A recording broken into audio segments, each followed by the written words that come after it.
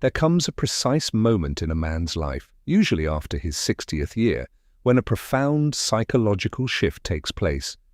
He looks around, evaluates his environment, and quietly decides that he will never again accept what he once tolerated. When a man is young, his boundaries are highly flexible. He is conditioned by society to compromise. He tolerates disrespect to maintain relationships. He endures toxic environments to climb the corporate ladder. He sacrifices his own peace of mind in a desperate bid to be accepted, loved, and valued by the world around him. But as the decades pass, the illusions of youth begin to shatter. Experience is a brutal but highly effective teacher. Through the crucible of heartbreak, financial struggle, and the relentless passage of time, the senior man develops something that younger men severely lack: uncompromising standards. He realizes that his energy is finite. He recognizes that his remaining time on this earth is his most valuable currency.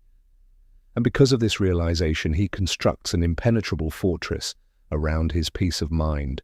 Today, we are going to explore the psychology of the sovereign man. We will dissect the 7 specific behaviors, situations, and toxic dynamics that an older man simply will no longer tolerate. This is not about bitterness. This is about the ultimate realization of self-respect. Let us begin. Point 1. Absolute intolerance for disrespect. In youth, a man's ego is fragile. If someone insults him, or if a romantic partner belittles him, he often internalizes it. He argues back, he tries to prove his worth, or worse, he accepts the disrespect under the disguise of keeping the peace. He operates under the psychological fallacy that if he just accommodates the disrespect, he will eventually earn the person's approval. The senior man operates on a completely different paradigm. He has paid the price for his life. He has built his character through decades of adversity. Therefore, he requires zero external validation, and he grants zero leniency to those who attempt to diminish him. If a woman speaks to him condescendingly, he does not yell. He does not throw a tantrum. He simply removes his attention and his presence.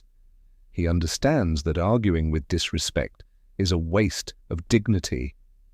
His boundary is binary. You will treat him with the respect his character commands, or you will simply not exist in his reality. The era of compromising his dignity to maintain a connection is permanently over. Point 2. The complete rejection of emotional drama. We must look at the biological reality of aging. The human nervous system is not designed to endure perpetual conflict. In clinical psychology, allostatic load refers to the physiological wear and tear on the body caused by chronic stress. For 50 or 60 years, a man's nervous system is battered by the demands of the world. When a man is 25, he might mistake a toxic, volatile relationship for passion. He has the hormonal resilience to survive the extreme highs and the devastating lows. But at 60, his tolerance for manufactured chaos drops to absolute zero. Consider a practical example. If a partner attempts to use the silent treatment as a manipulation tactic, a younger man will chase her, begging for communication. The older man? He will simply enjoy the silence. If someone tries to provoke an argument over a trivial matter, he will disengage immediately. He realizes that his emotional bandwidth is a highly limited resource. He refuses to spend a single drop of it on theatrical arguments, passive-aggressive games, or decoding mixed signals. If an interaction does not bring peace, he classifies it as a threat to his biological health, and he eliminates it without a second thought. Point 3. He will no longer tolerate being used as a financial utility. From the moment a man enters the workforce, society demands that he be a provider. His value is often directly correlated to his ability to generate resources. For decades, he pays the mortgages, he funds the family vacations, he bails out relatives, and he carries the crushing weight of economic responsibility. But when a man reaches his senior years, the wealth he has accumulated represents something far more profound than money. It represents his survival. It represents the hours of his youth that he traded for security. It is his shield against the vulnerabilities of old age. Therefore, he develops an incredibly sharp radar for financial extraction. If he dates a woman who expects him to fund her lifestyle, pay off her past debts, or sponsor her adult children, he will cut the connection instantly. He is generous, but his generosity is a gift reserved for those who have proven their absolute loyalty, not an obligation to be exploited by opportunists. He refuses to let the legacy he bled for be drained by individuals who see him as a retirement plan rather than a human being. Point 4. The systematic elimination of fake relationships. In our youth, we are obsessed with the quantity of our connections. We want a large social circle. We want to be invited to the parties. We maintain superficial friendships because we believe that having a vast network equates to social status. But psychology reveals a phenomenon called the socio-emotional selectivity theory. As people age and perceive their remaining time as limited, they undergo a radical shift in motivation. They stop seeking new superficial information and connections and instead focus purely on emotional depth and meaning. The senior man performs a brutal audit of his social circle. He looks at the people who only call when they need a favor. He looks at the friends who only want to drink and complain but offer no real support. He looks at the family members who use guilt to manipulate him. And he simply stops answering the door. He would rather spend a weekend entirely alone than spend an hour in a room full of people where he has to wear a mask. He trades the illusion of popularity for the impenetrable strength of authenticity. He requires loyalty, depth, and truth, and if a relationship lacks these pillars, he lets it wither and die. Point 5. Zero tolerance for constant negativity and pessimism. Life is difficult. It is filled with tragedy, unfairness, and suffering. A senior man knows this better than anyone. He has buried friends, lost jobs, and faced his own mortality. But precisely because he knows how dark life can be, he refuses to voluntarily associate with people who choose to dwell in the darkness. He no longer tolerates chronic complainers. He has no patience for individuals who portray themselves as perpetual victims of circumstance. When you are around constant negativity, your own psychological state is compromised. Cynicism is highly contagious. The older man has worked incredibly hard to curate a mindset of gratitude and peace. He wakes up thankful for his health, his coffee, and the quiet of the morning. If someone brings a dark, complaining, toxic energy into his space, he will view them as a biological hazard. He does not try to fix them. He does not try to cheer them up. He simply constructs a wall and removes their access to his environment. His sanctuary of optimism is strictly guarded. Point 6.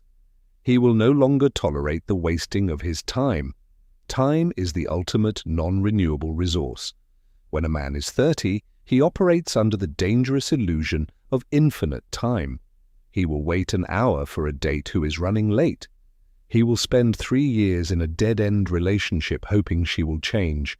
He will attend obligations he hates because he feels he has decades left to live. At 60, the mathematical reality of existence comes into sharp focus. He realizes he has perhaps 15 or 20 healthy summers left. With this profound realization, the value of his time skyrockets to an astronomical premium. He becomes fiercely, uncompromisingly protective of his schedule. If a woman plays games with his time, she is dismissed. If an event does not serve his soul, he declines the invitation without a hint of guilt. He realizes that to allow someone to waste his time is to allow them to steal fractions of his actual life.